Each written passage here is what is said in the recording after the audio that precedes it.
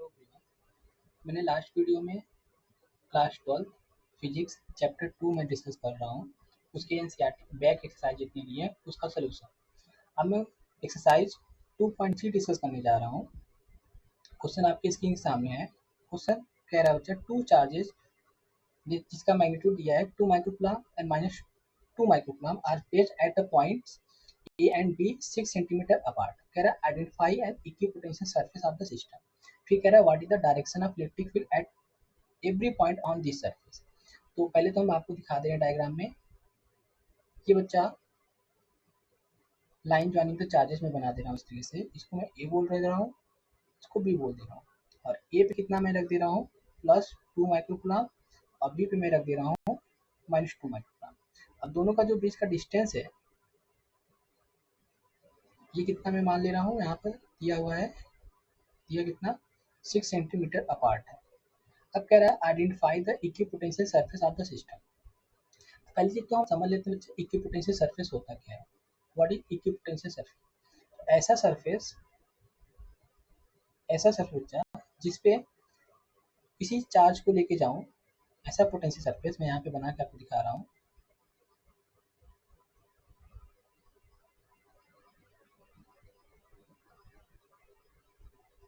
कुछ ऐसे सरफेस बना रहा हूँ मैं, ठीक। ये पोटेंशियल सरफेस मान लेते हैं कुछ इस तरीके का। अगर मैं इसमें एक टेस्ट चार्ज लेके जाऊं, मूव करूं इसकी आप कहीं भी, तो ये जो टेस्ट चार्ज बच्चा हर एक पॉइंट पर कैसा पोटेंशियल फील करेगा? सेम पोटेंशियल फील करेगा। बच्चा जो पोटेंशियल होगा क्या होगा? ये जो टेस्ट चार्ज रहेगा वो हर एक पॉइंट पर सेम पोटेंशियल फील करेगा। यानी कि ऐसे सरफेस बच्चा जिस पर हर एक पॉइंट कहीं भी मूव करने पर, कहीं बार जाने पर हर जगह बच्चा पोटेंशियल क्या मिलेगा? सेम मिले, तो ऐसे सरफेस को क्या बोलते हैं? इक्विपोटेंशियल सरफेस बोलते हैं। ये बात समझ में आ गया।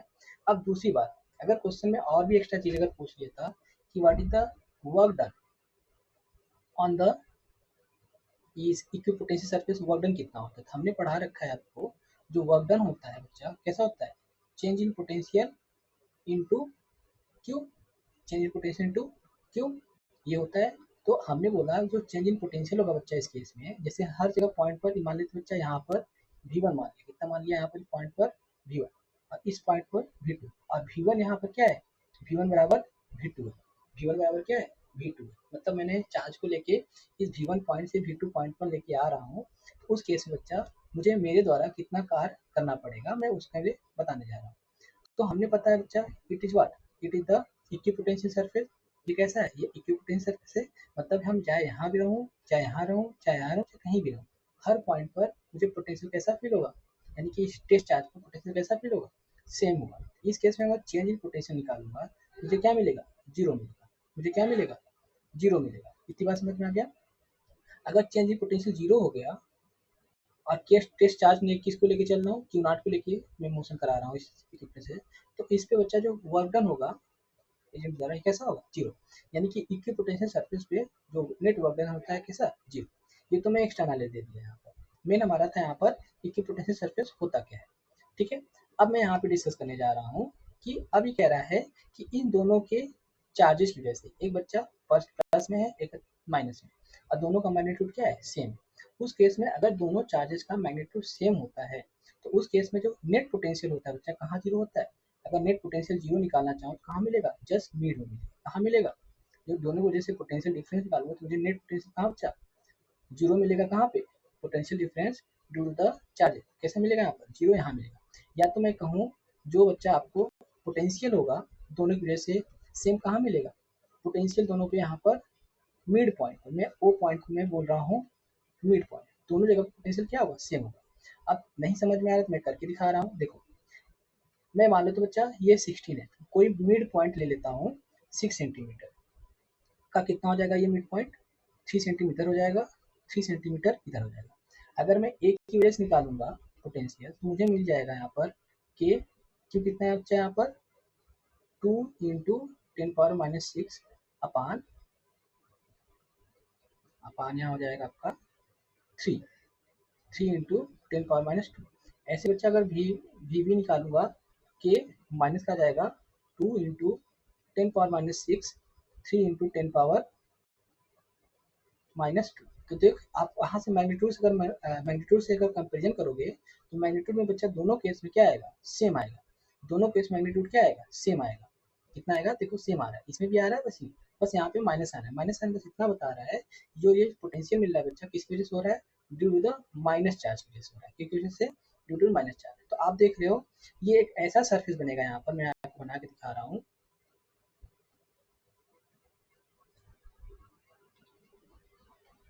यहाँ पे कैसा सरफेस बनेगा, ऐसे कुछ इस तरीके का, जिस पॉइंट पर क्या मिले कि पोटेंशियल चाहे मैं यहाँ से यहाँ लेके चलूँ,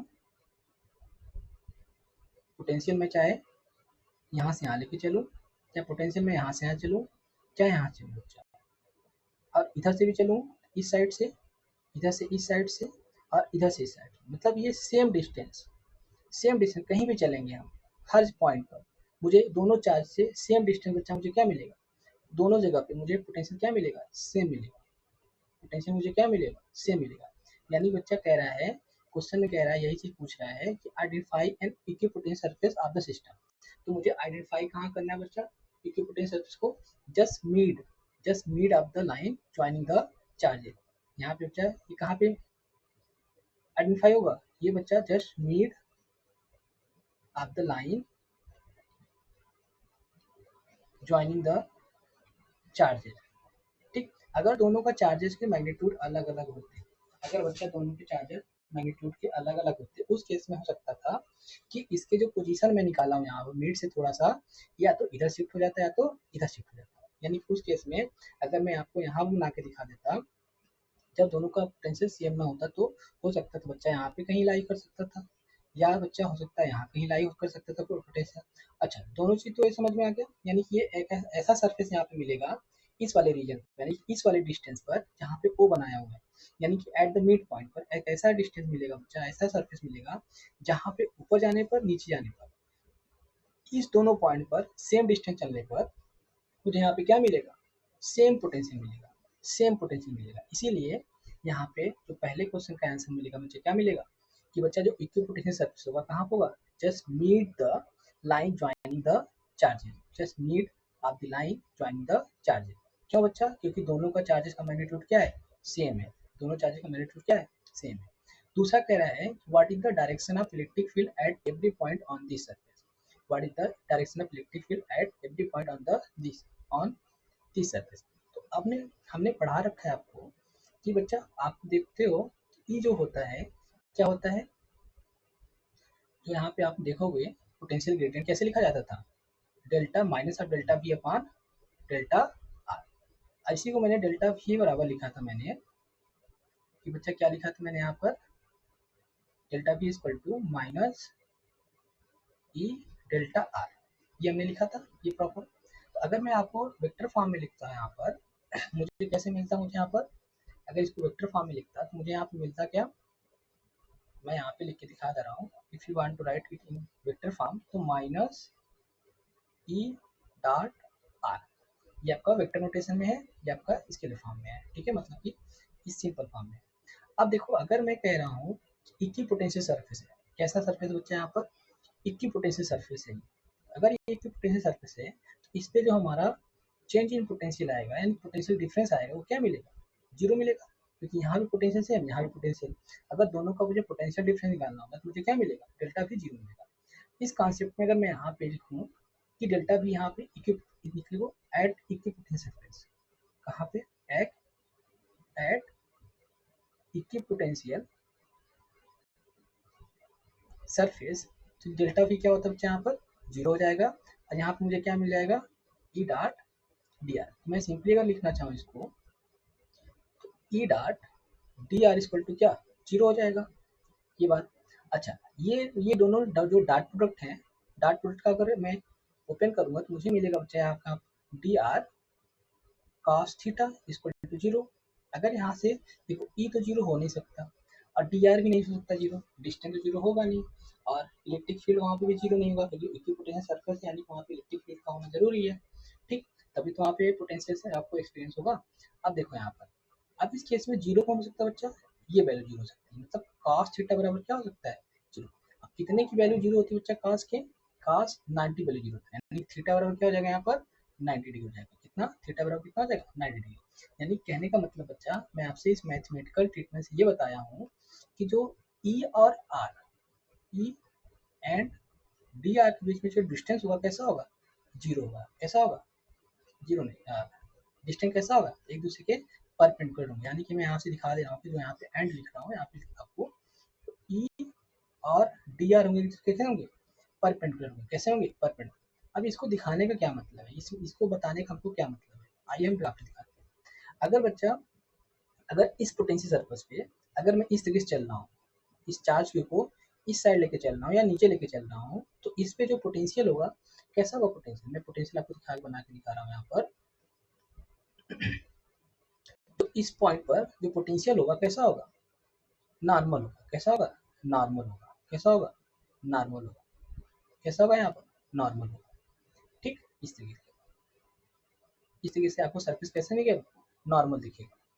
नॉर्मल क्यों दिख रहा हूँ, क्योंकि बच्चा इस सरफेस पे अगर मैं एक टेस्ट चार्ज लेके टहलूंगा, इस पे लेके टहलूंगा, तो ये टेस्ट चार्ज तो जब डिस्टेंस हम इस पोटेंशियल सरफेस लेके टहलूंगा तो डिस्टेंस हमारा इस तरीके से मोशन करेगा, चेंज होगा इस पोटेंशियल पर।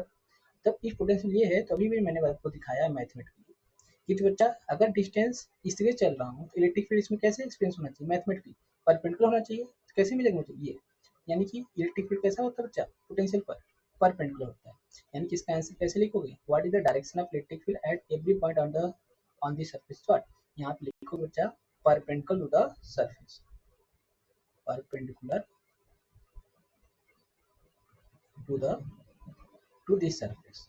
कैसा डायरेक्शन मिलेगा बच्चा, perpendicular to this surface मिलेगा। ठीक, this is the detail solution of the question number 2.3, NCERT question number 2.3। अब मैं नेक्स्ट क्वेश्चन 2.4 बच्चा मैं नेक्स्ट वीडियो में डिस्कस करूंगा। ठीक है,